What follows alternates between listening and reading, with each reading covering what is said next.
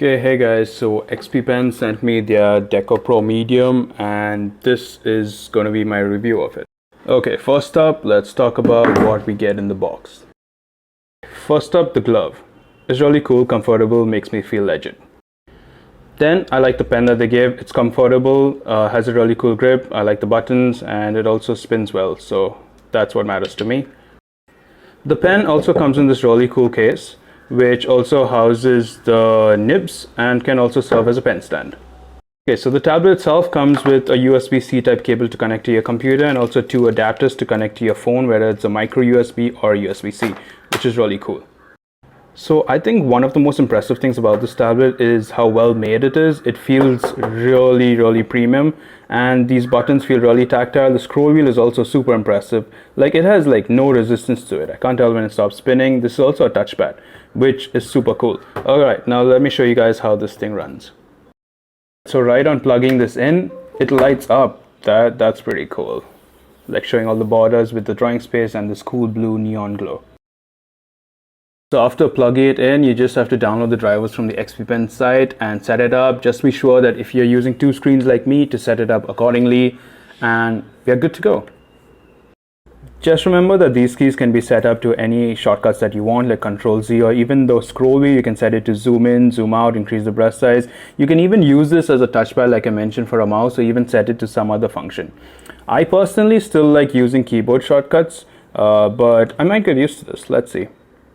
Okay, so while I talk about my painting experience with this tablet along with the pros and cons, I'm gonna let a painting that I made using this tablet play on the screen. So as you all can see, it doesn't really affect my workflow in any way, even though I am coming from using the Wacom Intuos Pro, which is the tablet that this XP-Pen is competing against, even though the Wacom is 3 times the price. So that's pretty impressive right there. So straight away, the pros are the price point. It is a third of the price of what it is trying to compete against. Although it has taken a few cuts, like in terms of the overall comfort and some of the materials it's used, but honestly, you can't compare the two. For that price, you really honestly can't tell that much of a difference. It's just because I'm so used to using the Wacom. Apart from that, I also think its compatibility is a huge plus because you can use it along with your phone. You don't need a high-end tablet or a desktop system to use it. And especially if you can't afford it, you can just plug it into your smartphone these days, download an app like Heavy Paint, Ibis Paint, or Sketchbook Pro, and use it. Use the pressure sensitivity, everything, which is really cool. So I really like that aspect of it. The build quality is excellent, like I mentioned earlier. I think it will last in terms of that.